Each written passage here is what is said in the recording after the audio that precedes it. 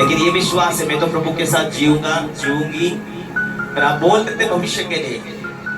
मेरे टाइम में जब मैं विश्वास तो था लेकिन मैं वेशन में था। विश्वास तो था यीशु जिंदा है लेकिन मैं वेशन में था। मेरे माता पिता ने प्रभु से हट गए थे, फैमिली मेरा प्रभु से हट गया था। मैं कितने सालों से 5-6 सालों से लगातार दारू पीता था। खाने के लिए नहीं मिलता था, पहनने के लिए नहीं मिलता था, बीमारी हमें थका रही थी। जो भी हम मजदूरी करते थे वो सारा पैसा दवाखाने में भरते थे। मेरी पत्नी मेरी जीवन साथी रोती थी कि क्या करेंगे आप भविष्य के लिए, कैसे जिएंगे। मैं बोलता था तू चिंता मत कर, प्रभु साथ है, हम प्रभु की आज्ञाकारी बनेंगे, प्रभु मुझे मदद करेगा। मैं मेरे हाथ जबकि कुछ भी नहीं था, मैं भविष्य के लिए बोलता था प्रभु जिंदा है, दयालु है और हम प्रभु के करीब जाएंगे और प्रभु की इच्छा के अनुसार जिएंगे। ये दिन सब कुछ चेंज होंगे, ये बीमारी लाइफ टाइम के लिए चली जाएगी। मम्मी का दवाखाना करते थे, मम्मी ठीक हो जाती थी, बच्चे बीमार रहते थे। ये बीमार ना तो वो बीमार, ऐसे करते करते करते हम हार चुके थे लाइफ में। और इतनी बुरी बुरी गालियां मेरा पिताजी जो बोलता था, वेशन करते थे, तो मैं कई बार आत्महत्या करने के लिए कोशिश करता था। गुस्सा के कारण, परिवार के दबाव के कारण मैंने सोचा बाद में ये बूढ़े होकर चले जाएंगे लेकिन मेरा जीवन नरक में चले जाएगा यदि मैं ऐसा करूंगा। तो मैं प्रभु के संग जीना है। मैं अपने पत्नी को बोलता था ये छोटे छोटे बच्चे हैं, इनको हमें देखना है, हम प्रभु के आज्ञाकारी होंगे, प्रभु हमारे जीवन को बदल देगा। मैंने कहा प्रभु जब हमें चलाएगा मैं चेंज हो जाऊंगा, तू चिंता मत कर, तू प्रार्थना कर। जब उसे पवित्र आत्मा मिली तो वो रोती रोती रोती प्रार्थना करने लगी। और जब परमेश्वर की आत्मा के द्वारा वो दर्शन देखने लगी, जब जब प्रभु के दास हमारे घर में आए, बहुत सारे प्रोफेट, बहुत सारे भविष्यवक्ता ने भविष्यवाणी किया कि आने वाले दिनों में प्रभु काम करेगा तेरे हाथों के द्वारा। हमने उस भविष्यवाणी को दिल में ध्यान लिया कि प्रभु इसके द्वारा जो बात कर रहा होगा उसी हिसाब से जीने की शुरुआत कर देना। आज तुम्हारे बीच में प्रभु का दास प्रेरित में होने के नाते आज आपके लिए प्रोफेसी भविष्यवाणी देता हूँ कि यदि प्रभु के साथ टिके रहेंगे तो सेम नहीं रहेंगे, चेंज होंगे, आप बरकतों से भरेंगे, आनंद से भरेंगे, आशीषों से भरेंगे। पुराने टाइम बीत जाएगा, आने वाले दिनों में परमेश्वर आपको अधिक ऊंचा करेगा। आज आपके जीवन में क्या कंडीशन है, आप व्यवसाय में हार चुके हैं, क्या आपको बीमारी ने हरा दिया, क्या आप शैतानी शक्तियों ने हरा दिया, क्या आप दुनिया आपको धोखा देकर हरा दिया, लेकिन वो यीशु कहता है तेरी बरकतों को देने वाला प्रभु है, तेरे लिए रास्ते वो खोलने वाला प्रभु है, तेरे शत्रु को हराने वाला प्रभु है, वो तेरे लिए मार्ग खोलने वाला वो प्रभु है।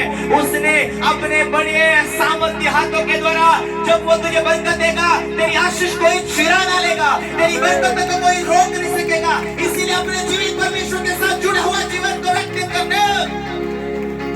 उसी ने कहा मैं कभी तुझे त्यागूंगा नहीं, कभी तुझे धोखा नहीं दूंगा, कभी तुझे छोड़ूंगा नहीं, मैं तेरे लाइफ को चेंज करूंगा। वैसे नहीं रहोगे आप, प्रभु के साथ जियोगे, सेम नहीं रहोगे। परमेश्वर के कानून को अपने जीवन के अंदर लागू करके जियोगे तो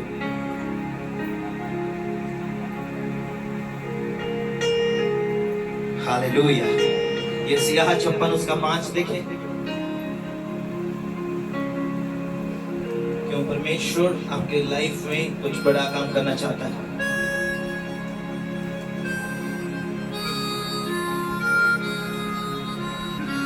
मैं अपने भवन, अपनी शर्पणा के भीतर उनको ऐसा नाम दूंगा जो पुत्र और पुत्री से कहीं उत्तम होगा।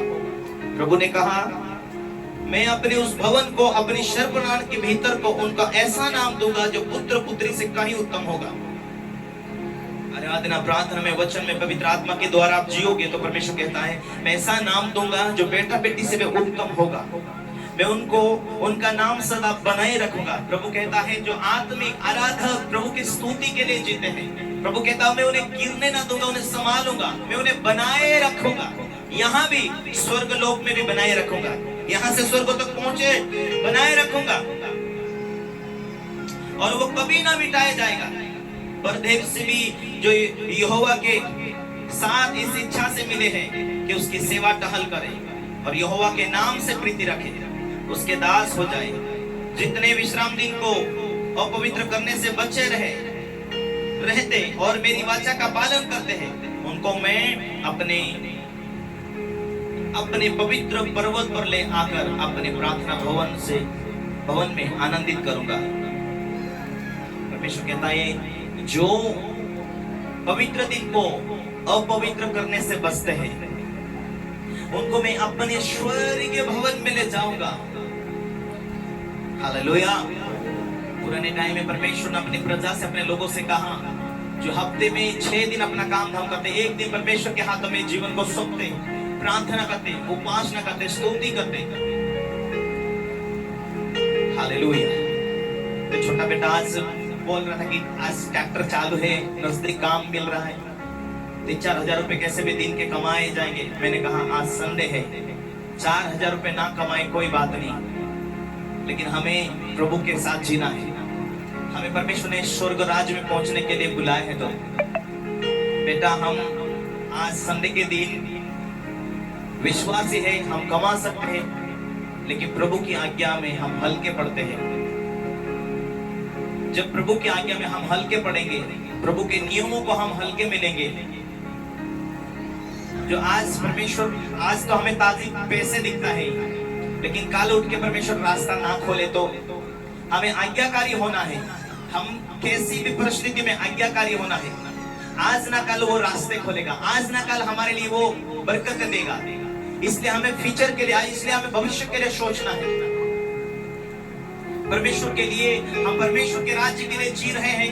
हम हालते डोलते कमजोर जीवन जिएंगे। जो बैकग्राउंड के लोग, जो पीछे से जुड़े हुए लोग, अरे पास्टर के बच्चे भी संडे के दिन काम करते, पास्टर के बच्चे भी संडे के दिन व्यवसाय पर जाते, हमें जाने के लिए क्या होगा? नहीं, हमें प्रभु के दिन को पवित्र मानना है। लोग ये हमें देखकर सीखे। मैं खेदित वाले मन वाले लोगों के संग रहता हूँ, मैं नम्र लोगों के संग रहता हूँ। यदि आज हम संडे के दिन को हम छोड़ के काम धंधे पर चले जाएंगे, ये नम्रता नहीं, ये प्रभु की आज्ञा टूट रही है। जब आज्ञा टूटेगी, नियम टूटेंगे, फिर हम सफलता मांगेंगे, प्रभु सफलता दे, उन्नति दे। मान के चलो वो 6 महीने के बाद परमेश्वर सफलता देने वाला, लेकिन आज से हम छोड़ पकड़ है प्रभु में, क्या उसके टाइम में वो बरकत देगा? अपने टाइम में अपन प्रभु के सामने खड़े रहेंगे, उसके टाइम में वो उत्तर देगा, उसके टाइम में वो ऊंचा करेगा, उसके टाइम में वो सफल करेगा। हालेलुया। इसलिए अपने टाइम में प्रभु के साथ खड़े रहना। बहुत सारे लोगों को मैंने देखा, जब तू मरने वाला था, जब तू बीमार था, जब तेरी कंडीशन खराब थी, उस टाइम में तुझे विश्वासी लोगों ने सपोर्ट दिया। उस टाइम में तू धार्मिक लोगों से जुड़ा, उन लोगों ने